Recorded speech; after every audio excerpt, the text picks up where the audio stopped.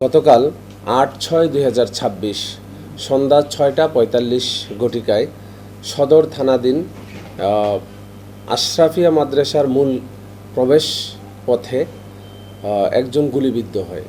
আমরা খবর পাওয়ার সাথে সাথে ওখানে যাই, গিয়ে যিনি গুলিবিদ্ধ হন তার পরিচয় আমরা শনাক্ত করি এবং যারা গুলি করেছে, কে গুলি করেছে তাৎক্ষণিকভাবে আমরা জানতে পারি নাই।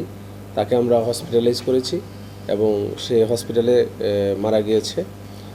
তো এরপরেই আমি আমার টিমকে নির্দেশ প্রদান করি যে জরুরি ভিত্তিতে অপারেশন লঞ্চ করার জন্য, এবং অপারেশন লঞ্চ করার পরে আমরা সন্দিগ্ধ এই মামলার ৩জন আসামিকে আমরা গ্রেফতার করতে সক্ষম হই।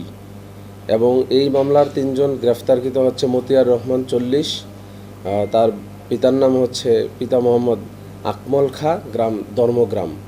আরেকজন হচ্ছে মোহাম্মদ শরীফ প্রামাণিক, পিতা আমিন প্রামাণিক, গ্রাম পুষ্পপাড়া, আতাইকোলা। আরেকজন হচ্ছে মনিরুল ইসলাম, পিতার নাম হচ্ছে সোহরাব মোল্লা, গ্রাম আফরাবাদ, সদর থানা, জেলা পাবনা। জাফরাবাদ সদর থানা। আমরা এই সন্দিগ্ধ তিনজনকে গ্রেফতার করতে পেরেছি। আর ঘটনাস্থল থেকে আমরা একটি মোটরসাইকেল উদ্ধার করেছি এবং একটি তাজা বুলেট এবং একটি বুলেটের খোসা উদ্ধার করেছি।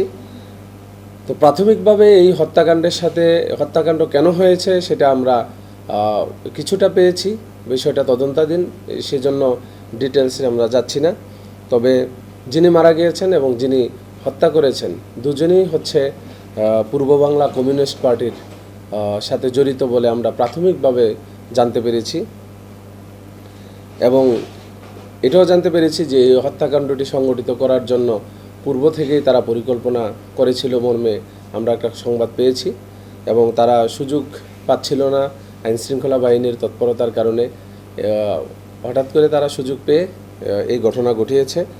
তবে মূল প্রাইম অ্যাকিউজড যিনি, তাকেও আমরা শনাক্ত করতে পেরেছি, এবং কারা কারা এই ঘটনার সাথে জড়িত আমরা অনেককেই শনাক্ত করতে পেরেছি, এবং তারা খুব দ্রুতই তাদেরকে আমরা আটকপূর্বক তাদেরকে বিচারের মুখোমুখি করব। এই পর্যন্তই।